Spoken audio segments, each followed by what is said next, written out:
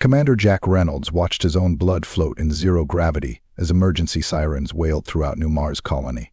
The gash above his eye meant nothing compared to what was happening outside the command center's reinforced windows. Their paradise was dissolving. Literally. Caustic storms of failed atmospheric conversion were eating through the protective domes, creating spider web patterns that spelled death for 3 million civilians. Commander. Lieutenant Poe's voice carried an edge of panic Reynolds had never heard from the stoic veteran. The Gaia device reading, sir. It's not just deactivated. The core's been inverted. They've weaponized it. Reynolds wiped the blood from his neural display, watching in horror as decades of careful atmospheric engineering unraveled in minutes. The Terraform network wasn't just shutting down, it was being reversed. Every environmental processor, every carbon scrubber, every molecule of carefully balanced atmosphere was being transformed into poison. Talk to me, Poe. What's their trajectory? Corporate forces are moving fast, sir. Heavy cruiser class pushing hard for the outer system. But Poe hesitated. Sir, something's wrong. Their burn pattern is erratic. Almost like they're damaged. Reynolds frowned. The corporate forces were many things: brutal, efficient, mercenary, but never sloppy. Captain Marcus Drake, his former brother-in-arms turned corporate puppet, would never launch a mission without triple redundancies. Unless... Sound general evacuation, Reynolds ordered, already moving toward the hangar bay. Get every civilian into the deep shelters. And Poe, grab every veteran of Operation Greenscape. We launch in 10. The next hours were chaos. Reynolds' elite team hardened terraforming specialists who transformed hostile worlds into gardens prepped for combat, while the colony's atmosphere turned to acid around them. Their pursuit vessel, the Terra's Vengeance, was barely meant for military operations. But they were out of options and out of time. This isn't what it seems, Reynolds addressed his team during launch. Drake's making rookie mistakes. The corporate forces never launch without perfect conditions, yet they hit us during a solar storm that's disrupting their stealth systems. They're leaving a trail even a first-year cadet could follow. Maybe they're getting sloppy, suggested Major Harrison, the team's atmospheric specialist. Success breeds overconfidence. Reynolds shook his head. Not Drake. We served together in the first terraforming fleet. He was there when we lost my sister Sarah to a cascade failure on Venus. He knows better than anyone. Nature's got no mercy for the overconfident. The pursuit took them deep into the asteroid belt. The corporate vessel's trail was obvious, too obvious.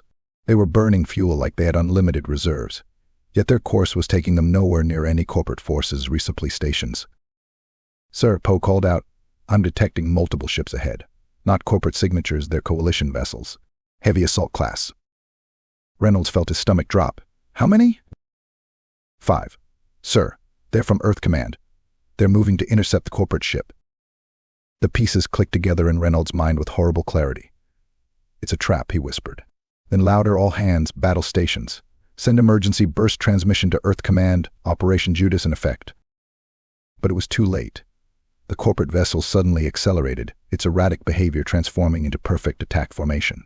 The coalition ships, thinking they were saving the day, moved in for the kill and flew straight into a carefully planned ambush. The Gaia Devis wasn't merely stolen, it was bait.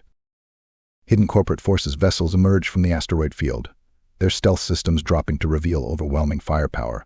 The coalition ships, Earth's primary defense force, were caught in a perfect kill box. My God, Poe breathed.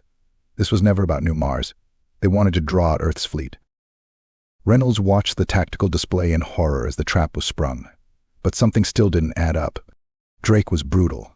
Yes, but this level of deception, this willingness to sacrifice an entire colony as a diversion, this wasn't like him. Sir.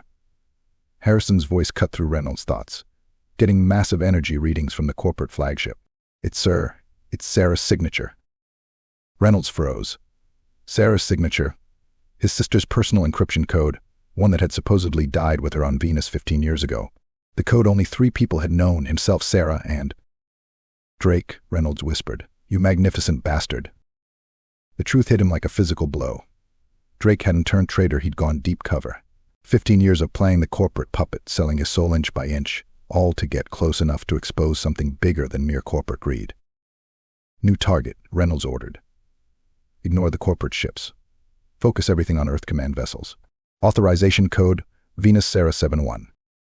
His crew stared at him in shock, but Reynolds knew he was right. The pieces all fit.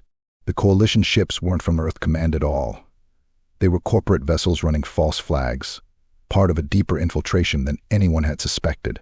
The corporate forces hadn't just bought out military officers, they'd compromised Earth Command itself.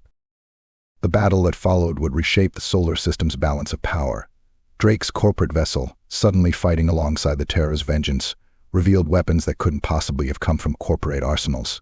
They were prototype coalition designs, proof that Earth Command had been secretly supplying the corporate forces for years.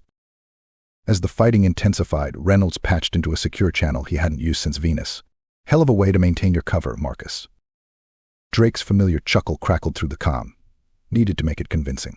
Sarah figured it out, before Venus. Earth Command wasn't just selling terraform tech to corporations, they were deliberately sabotaging colonies to drive up prices. She left me her evidence right before the accident. Reynolds felt 15 years of hatred and betrayal transform into renewed purpose. The Gaia device? Still on New Mars, safely hidden. What we stole was a duplicate. Been working on it for years, waiting for the right moment to expose everything. Sorry about your eye. The battle lasted hours, but the outcome was never really in doubt. Drake's intel was perfect, and with the Terra's vengeance hitting them from an unexpected vector, the corrupt coalition forces never stood a chance. When it was over, Reynolds transmitted Sarah's data to every colony in the system. The conspiracy broke open like a rotten fruit. But victory came at a cost.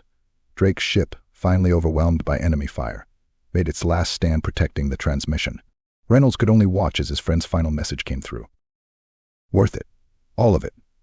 Tell the colonies, tell them Sarah was right. Paradise shouldn't have a price tag. The aftermath transformed the solar system. Earth Command was purged, corporate influence in terraforming operations was severely restricted, and colonies gained unprecedented autonomy in managing their environments. New Mars recovered, its atmosphere stabilized by the very Gaia device that had been at the center of everything. Reynolds stood at his sister's memorial on New Mars a month later, his wounds healed but his perspective forever changed. Lieutenant Poe approached quietly. Sir, the new Coalition Council is requesting your presence. They're rewriting the terraforming protocols. Say they need someone who understands the true cost of paradise. Reynolds touched the memorial one last time. Sarah's final message, hidden in the Gaia device's code for 15 years, had changed everything. Life finds a way. So must we. Paradise does have a price, Poe, Reynolds said finally. Just not one measured in credits. He turned toward the dome, where New Mars' atmosphere now shimmered with restored beauty. The price is eternal vigilance, and people willing to pay it. The terraforming wars were over. The fight for humanity's soul among the stars was just beginning.